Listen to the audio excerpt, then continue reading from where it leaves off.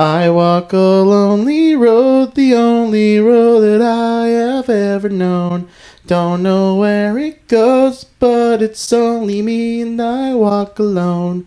Oh, oh, oh.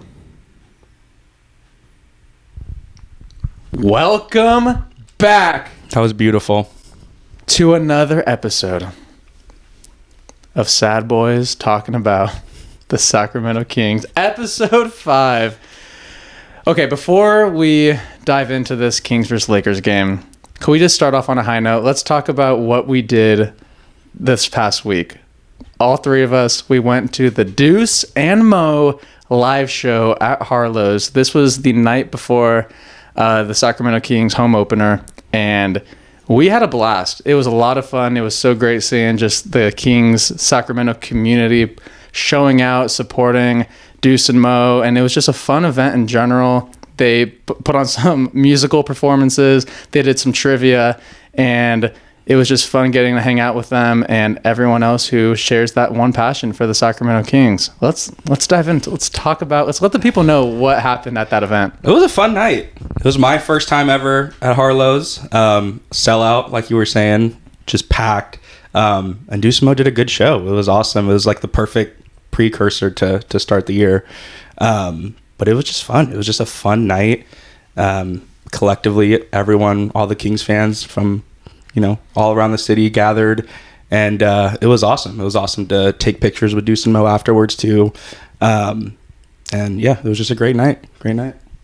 Well, I would be remiss if we did not talk about the biggest thing that happened. And I wanted you to bring it up. Yes, that's the point, because I got to go on stage for the live trivia show with Deuce and Mo, and I could not do it without these two gentlemen right across from me. So I got to give them some love.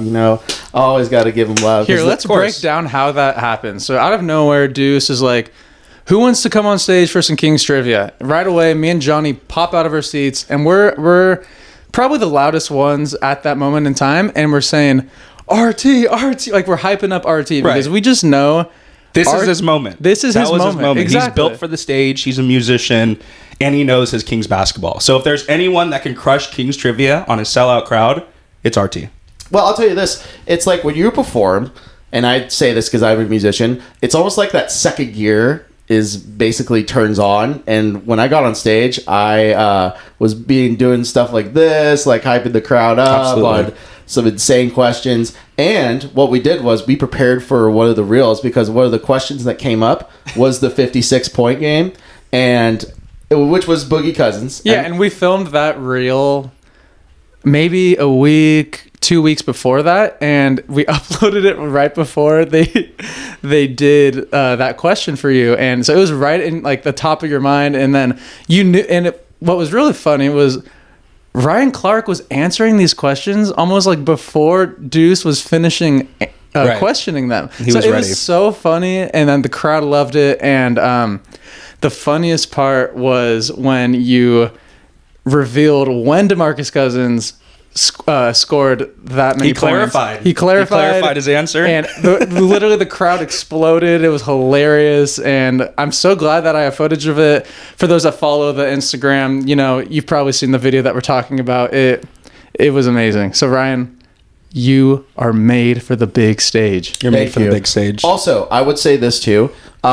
Check out the whole live video from Deuce and Mo, because it was so fantastic. Like seeing it from beginning to end, just the live portion of it, I would recommend that. So we'll put that up on the channel as well, so that you can follow that as well and support Deuce and Mo. Subscribe to them, and then tell Deuce and Mo people to subscribe to us.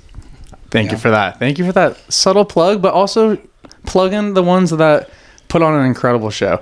Yeah, that was an amazing night. That was so much fun. It really set the tone, like you said, Johnny. Like it set the tone for the beginning of the season.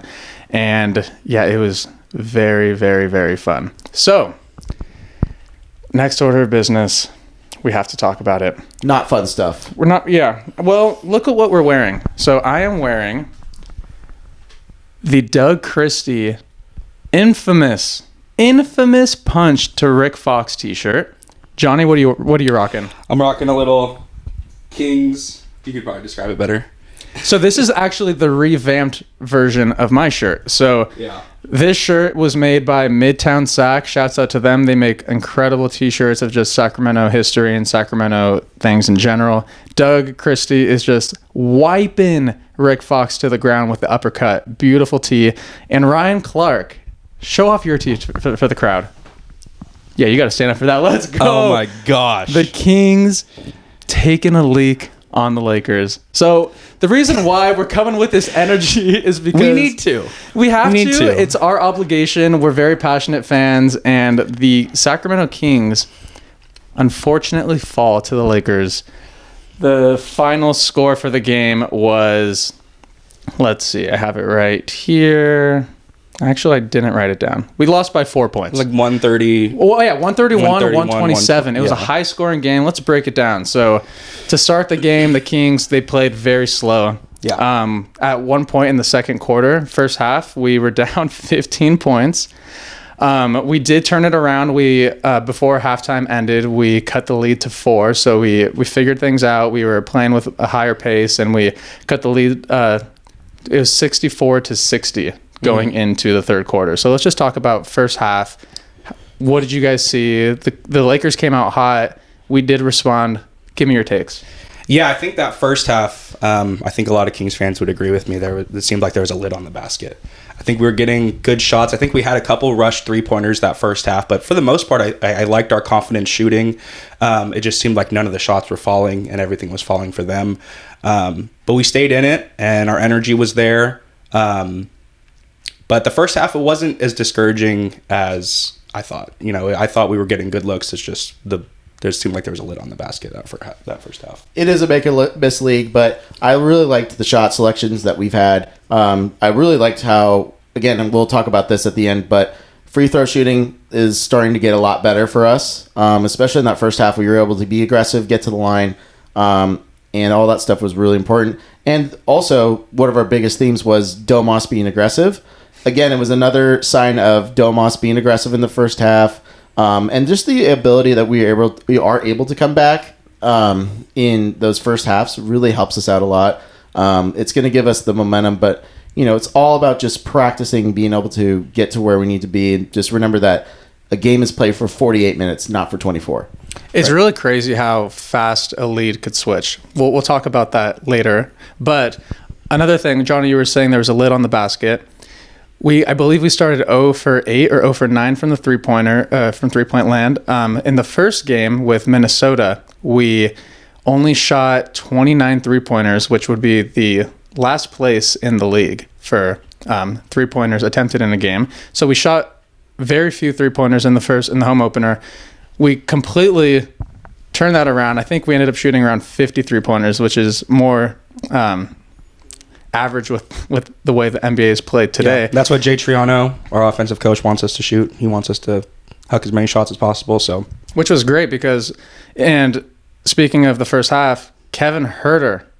Let's give love to Red Velvet. People were slamming him in the first game. He turned it around. The first 2 shots were not hitting, but he was staying ready, staying confident, and he kept shooting. And once he saw one go in, that's all the confidence you need in a shooter. Yeah. So he found it, and let's talk about Kevin for a second. It's great to see him back. Yeah, and I think as a Kings fan, we all know what Kevin's capable of. We know he's a lights-out shooter when he's on. He was hurt all of off-season pretty much, didn't really have a full training camp, joined the team late. And I know I was saying on the pod, I'm pro-Keon starting. We can have Kevin come off the bench, but at the end of the day, if he's in that starting role, you need him to shoot the ball. And I'm encouraged that even though his first couple didn't go in, he still had the confidence to get his shots up. He knows the team needs him. The team needs his shooting. And I think he did a great job, especially in that first half. I agree. And I think another thing that's also really important, too, was that what helps him keep on the floor is defense. In that first half, he played some really, really good help defense. He was able to rotate effectively, was able to get some steals in the game, too. And I think one of them came in that first half. But, yeah, like I said, I think just the activity that Kevin Huerter has on both sides of the floor, just being able to just be at passing lanes, being able to just help with rotations, keep offenses on their toes, especially with that Lakers offense, with how they're so structured because Reeves is such a slasher. D'Lo is basically a shooter. AD, we kept him pretty much in check for the first half, which was really good. We kept LeBron in check for the first half as well. So just playing defense was really, really important for Kevin Huerter. And I think getting a couple steals throughout the game, and especially in the first half, it was what able to have him have confidence, especially when it comes to shooting. Yeah, my biggest takeaway from Kevin is like he's not getting exploited on defense anymore. Like he's not a liability when he's out on the court anymore. You know, last season he was getting picked on. They would do switches to get Kevin on whoever had the ball at the time, and Kevin was not being able to stay in front of them. But now he knows that this is how he's going to stay on the court, and it's just obviously such a huge plus if he's hitting threes as well. So let's talk about the second half. So, oh boy, third quarter was fun. Third quarter was a fun quarter. It was a lot of back and forth, just exchanging buckets, and we outscored the Lakers by 11 points that third quarter, and we ended up going up 94-87, leading the Lakers going into the fourth quarter, and we that was our first major lead of the game. So a momentum shift for sure definitely happened. Talk about the third quarter. Yeah, I mean, I think just the second half in general came down to timely stops and rebounding. I think we were out-rebounded by like 13 rebounds. I think Lakers had 45, we had 32. You just need to crash the glass there. And, we were giving credit to Huerter and obviously Monk. That second half did very good. But it seemed like they got so many offensive boards in that third quarter. When we had an opportunity to strike, we had an opportunity to kind of get a lead, but they would just get a timely offensive board or a timely stop that would halt our run. So a lot of good things still in that third quarter, but I just feel like our rebounding needs to be better if we want to compete, especially against a team like the Lakers who are big. We're going to be smaller than most teams when we play them, right? Length isn't our calling card, but yeah, I think if we just lock in with rebounding and timely stops, we could have had a different outcome. I agree. I think one thing that I was really happy about was seeing Fox, especially at the end of the third quarter, hitting 2 big threes, having the confidence to just say, I'm just going to just pull it from wherever. If you don't respect me enough, I'm going to make sure that you do respect me. So that is something that's very good to see from Fox, but also he's able to be a very good facilitator. Again, just creating very much offensive plays for his team and just being very, very well reciprocated in that. I'll talk about just like the whole stats for everybody at the end of the game. After we break down the game, I'll give you the full stat breakdown for both teams. But not to give a spoiler or anything for those that maybe didn't watch the game, but yeah, De'Aaron Fox, he was distributing. He had another double-digit assist game, back-to-back double-doubles. It's awesome to see from your star point guard. Fourth quarter. Deep breath, everyone. LeBron. The Lakers go on a 21-0 run. And what upset me the most, and I think what upset Kings fans the most, was the lack of using a timeout to just break the run. Yeah. LeBron, he hit a 3, he hit a crazy turnaround jump shot, and he had that and one where he's flexing on the crowd. Like at that point, they took a 95-94 lead. At that point, we were up 7 going in. They take the lead. That would have been a great time. Great time to just talk things over, but we let it slip. I think we just kept. Mike let the boys fight through it, and they ended up scoring 21 in a row. LeBron had 16 points unanswered. He went 100% from the field goals during that stretch. And what do you guys think? Well, I'll say this too. I think you said that he should have taken a timeout when they took the lead. If I was Mike Brown 2 years ago, I would have taken that timeout when they cut it to 1. Because that's a good point, because Mike Brown, if there was one defensive breakdown at the very beginning of the game, he would call the timeout. So yeah, because 2 years ago that was what he was made famous for, was halting timeouts, stopping runs, coming up with a play that's able to stop the bleeding, and it worked. But I feel like last year and a little bit of this year, I just don't see that urgency, and I think it's lackadaisical for Mike Brown to use his timeouts. We had 3 timeouts going into the fourth quarter, and I think we could have burned at least one of those timeouts, especially right away. So that should have been a moment where Mike Brown basically goes, okay, I'm going to take this timeout, get the boys regrouped, come up with a play that's able to get De'Aaron Fox. I think Malik Monk was in at that time too. DeRozan was in. Just getting guys that are, or even Keegan, because Keegan was in a long time too. But just getting players a specific play that's going to get their offense rolling, and that's going to just be like, hey, we need to make these adjustments on defense. We are basically playing too much in drop coverage. We need to basically play up more. Don't let them drive. We're getting beat on in the paint and all that stuff. Yeah, I mean, it's a little bit confusing, too, because I feel like there were some points earlier in the game when he actually did, drop a good play out of a timeout, did do some timeouts to stop the bleeding on the defensive end. So you see LeBron go on that crazy run, and obviously LeBron's going to do what LeBron James does, right? He's a phenomenal player. I understand Mike's standpoint on, you want your team to figure it out, especially if it's a new group. You want them to go through these lumps and not, call a timeout to stop that. So, yeah, it was confusing because I feel like there were points in the game when, he did make that timeout after a defensive slip up to teach the guys, but he just didn't do it in the most crucial time. I think that's what's confusing to most Kings fans. It's like, hey, you showed this all year or, your entire tenure with the Kings that you would stop the bleeding and really give us teachable moments. But it seems like when it mattered most, he didn't make that timeout call. Another thing, like going back on what you said about how we're getting out-rebounded, those second chance points that the Lakers were getting.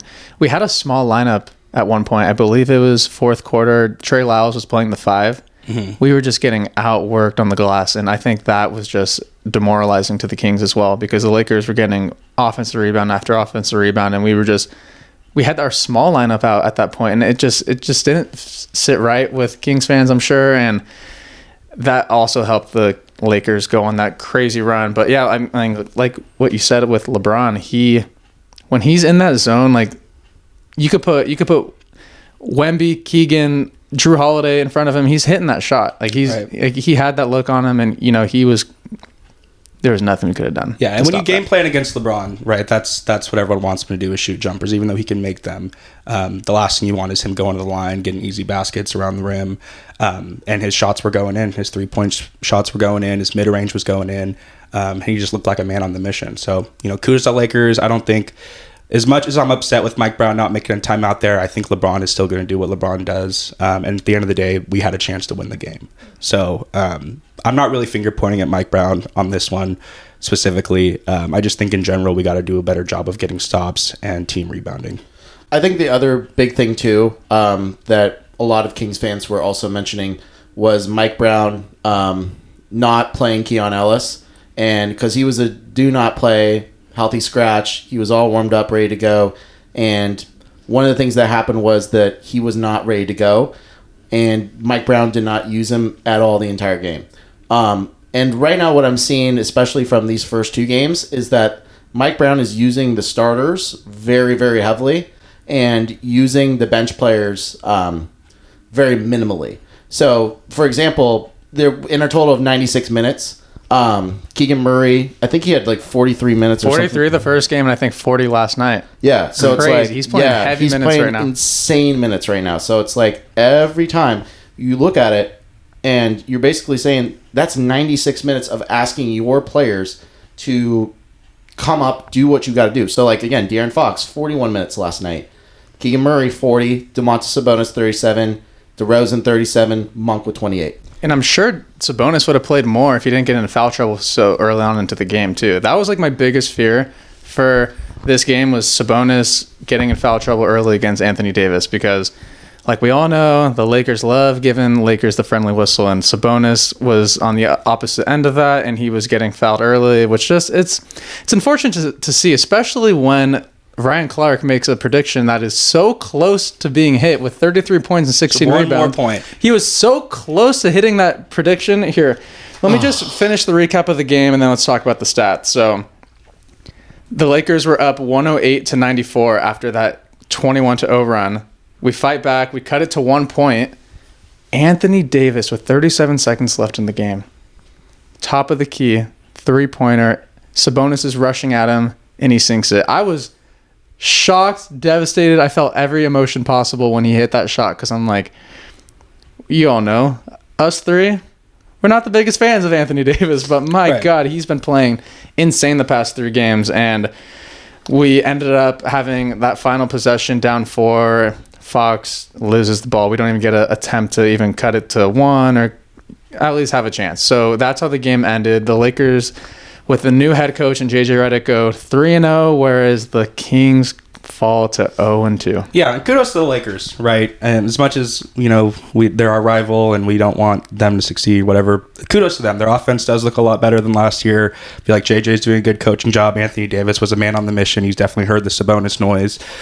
He needed a 40-year-old to beat Sabonis, which is crazy. He needed to get carried by a 40-year-old to beat Domantas Sabonis, but kudos to them. They looked like the better team that night. They got better stop. They got more timely stops.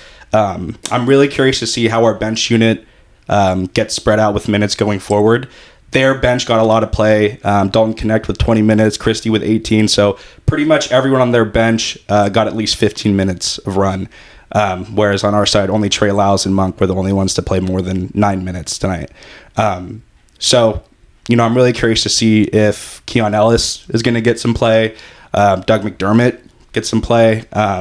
Because I feel like at the end of the day, we ask so much of our starters. We have so much of DeRozan, Sabonis, Fox, and Murray that we got to, spread it out a little bit more, especially if shots aren't going in, just like in that first half. Let's have, Keon go in there, Doug go in there and see if he can make some shots. I think Herter was pretty much our entire offense that first half. So I'm really, really curious to see going forward what Mike Brown does with these rotations. I agree. And I think what also you mentioned earlier that's different from last year's Lakers versus this year's Lakers is that JJ Redick is giving the ball to Anthony Davis. I think the one thing that last year, and again, as much as we all don't like AD, he's a very, very, very good player. And right now he is looking like in the first week, he's probably going to win player of the week in his conference just with how dominant 3 games in a row, 30 plus points, clutch defense, clutch timely stops on defense, able to shoot the ball. So he's getting really, really good too. So I think, again, when credit to AD, because he is looking like, an MVP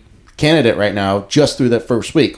Will it continue? We'll see. Yeah, the Lakers spacing in general just looks a lot better. Seemed like Anthony Davis had room to create. He had room to, I think he only attempted 2 3-pointers, which I know this year was a big thing for them. They wanted him to shoot more. So he was really just going at Sabonis, but it seemed like they had him isolated every time he had the ball to just go attack Sabonis. And he made his shots. And so did LeBron. He went 4 for 9 for 3. So you don't expect that either. So AD's aggressiveness with LeBron making 4 3-pointers, it's going to be hard to win against something like that. I will say this too. I think that Sabonis also had a really, really, really good game. Let's break it down. Yeah. I have the stats right here. So, okay, we'll start with Sabonis. He had 29 points, 12 rebounds, 10 assists, first triple-double of the year, shooting 10 for 14 from the field. DeMar DeRozan, 23 points, 3 assists, 3 steals, shooting 9 from 12 from the field. De'Aaron Fox, 28 points, 5 rebounds, 10 assists, second double-double. Keegan Murray, 14 points, 4 rebounds, 2 steals, 2 blocks. Kevin Herter, 14 points, 4 3-pointers. Malik Monk, 14 points, 5 assists, and Keon with a DNP. Yeah. So another thing I wanted to bring up, normally at the end of a season, like when you're gearing up for playoffs, like you shorten your rotation to like maybe 8, 9 max players. We're doing that already right now, and it's game 2 of the season. I think, like what Johnny was saying earlier, I think you got to give those boys a chance. You got to put J-Mac on the floor for a longer period of time. Throw in Dougie. Keon for sure needs to be out there. He can't be playing just 11 minutes. He cannot be getting DNPs. A lot of people were saying if Keon was out there during that 21-0 run, that man would have found a way to get a stop. I mean, it just gives them different looks. It gives the other team different looks on who's guarding them, right? Someone's cooking like that, like LeBron was. And I believe for the majority of that, Keegan was on him during that run. And then especially in the first, I know, DeMar DeRozan, he had really good clutch shots for us, but I feel like it took him the second half for him to really get going and really to score. So in that first half, when you need scoring and when you want to, you don't want to succumb to a lead, you want to take the lead right in that second quarter, I think you throw a Keon Ellis out there. You throw a Doug McDermott out there, play, if DeRozan isn't going to be as aggressive, play him a little bit less in that second quarter. We know he's a fourth quarter guy anyway, and get some fresh legs out there. I think that would have helped a lot. No, for sure. And speaking about that fourth quarter, DeRozan went when it looked like the game was too far out of reach. Monty McNair's signing of DeMar DeRozan really came in handy with that clutch gene. He's people say he's DeRozan. Not. They say he's not a 3-point shooter. How many three? He hit two huge threes to keep the Kings in striking distance to even give us a chance. One with his toe on the line too. Yes, should have been 3. Yeah. So crazy. So DeRozan, I mean, he's made for the fourth quarter. Fox showed up in the fourth quarter, except for that last play. But I mean, it is what it is. You know, we live and we learn like we always do. But again, there's a lot of things to work on.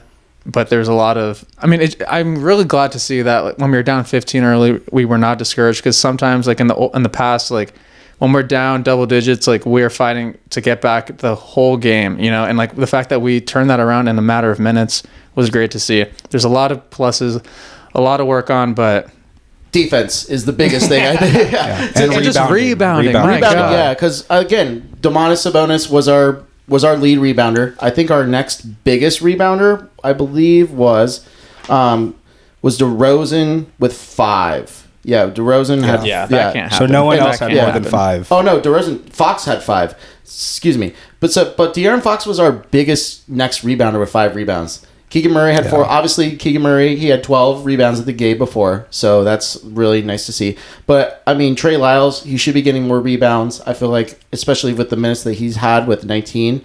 I just think that when we box out and crash out, it leads to more rebounds, and also just helps stop offensive second chance points, stops offensive rebounds, stops second chance points, so that way we can be able to control and get stops, and that way we're not scrambling and all those type of things. The Kings are at their The Kings are at their best when they get the rebound and they push on the fast break. Like we had glimpses of that in the first game, we had glimpses of that in the second game. But when we're playing fast, shouts out Dave Yeager. I miss that pace. Like, because when we're playing so fast, we have the fastest guy in the league. It's so fun when De'Aaron pushes the ball. Keegan's rolling, Kevin's rolling, Sabonis is trailing. Like, that's an easy way to score and just get momentum back in your favor. And sorry, Johnny. No, you're good. That's the encouraging thing of this year is our offense has looked great. Our offense has looked really good. We just can't be reliant on shooting the lights out from 3-point and scoring 150 points to win a game. And offensive rebounds are what's killing us. I mean, they had 13 to our 5. They had more than double our offensive rebounds. And that's just what's so deflating to a defense is when you get that stop, you get a miss, and they get second chance, a second chance and 3. It happened at the most crucial time in the game, too. I think Rui, I think it was Rui. There was like 4 Kings players down there, and he ends up with the rebound. I'm like, oh. Right. Like that it's so deflating for Kings fans watching, and then, of course, the boys on the court as well. Right. It's just so deflating.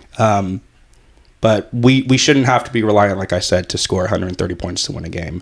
I think we just need to watch the film, check these last 2 games, realize, on rotations, we need to find the help guy. We need to be able to box out. Because I feel like there were so many times when we would just watch the ball, go into Rui's hands, or Austin Reeves or Dalton Knecht getting some random, rebound because we didn't check the shooter or something like that. But it's like those offensive rebounds they get just kill our defense, kill our flow, kill our momentum, and it gets them going too. Gets them a 3-pointer that gets the crowd rocking, especially on the road. You got to offensive rebound. Yeah, that's definitely something that we're hoping the Kings fix as we go forward. Let's just talk about Lakers stats really quick before we move on. LeBron, triple-double. I'm sure he's the oldest player to get a triple-double, I'm sure. 32 points, 14 rebounds, 10 assists. 6 for 6 in the fourth quarter, which was just humiliating. Anthony Davis, 31 and 9 rebounds. Again, 5 for 5 from the field in the fourth quarter. They both did not miss. They did not miss. They were perfect from the field. Exactly. Perfect for the field. It's just They were humiliating. taking tough shots too. I was encouraged with Keegan's defense on LeBron, even though he went crazy. He made LeBron work. And That's all you can ask for. That's all you can ask for. Especially with a guy of his caliber. Exactly. You want him shooting jump shots. You don't anticipate LeBron to make 4 3-pointers. Yeah. You know what I mean? So Austin Reeves, 16 points, D'Lo, 16 points, and Rui, 18 points with 9 rebounds, which a lot of those were offensive and killed our momentum. So that was game 2. I'm not discouraged. I'm just looking forward to see how we're going to fix these mistakes. I'm glad it's happening now. It takes LeBron James to have a triple-double. It takes both of them to score 30 points to beat us. Back with the Timberwolves game, it took Julius Randle and Anthony Edwards 30 points to beat us. So, I mean, it's taking very impressive games from their stars to beat our team. Absolutely. And we're having tons of mistakes. Absolutely. And we're still in these games to the very end. So that's my silver lining. Yeah. I'm just glad we had an opportunity to win the game. We're a few offensive rebounds, a few timely stops away from actually winning that game with how bad we played defensively. So, yeah, like I said, it's encouraging that our offense is looking the way it is, right? We're going to win a lot of games playing like that as long as we can play a little bit, above average defense. We're going to win a lot of games if our offense looks like that. I agree. Last thing I need to say. Deep sigh. The streak is over. Sabonis is now 10-1 against Anthony Davis. I had so many incredible things I was ready to post once the 11-0 happened. I was feeling so good after that third quarter. I left the room. I was excited. I was the Sabonis dunk. Yeah, Let's dude. talk about I was the Sabonis so dunk. Oh, yeah, excited. we gotta talk about that. Sabonis went off, dude. He still owns the man. Come on. No, Come he on. came to Still play. does. Sabonis came to play. I was showing Sabonis some love, talking, backing that boy up in the House of Highlights comments section on Instagram. And then after we lost, I was getting some heat. But hey, I will ride or die for my boys. Absolutely. Yeah, I got DMs flooded with Laker fans the day of. They were just like, Mr. King, triple-double, maybe next time. And I was like, all right, let's just... But that's what makes sports so fun. Different fan bases interacting with each other. At the end of the day, it's all jokes, it's all fun, it's basketball at the end of the day. But we love it, and you could tell Sabonis and AD love competing against each other. They were smiling at each other. They were at talking about each other. Yeah. At the end of the game, AD is the first person that Domas goes up to shake hands, and you could just tell they bring the best out of each other. And they as a respect sports each fan, other. that's what you want to see. I agree. And no, even though the Kings' outcome didn't turn out like we thought, Sabonis played really good. Like you said, he had a triple-double. One of many, according to RT. Yep, I one think he's going to down, get a lot. a bajillion to go.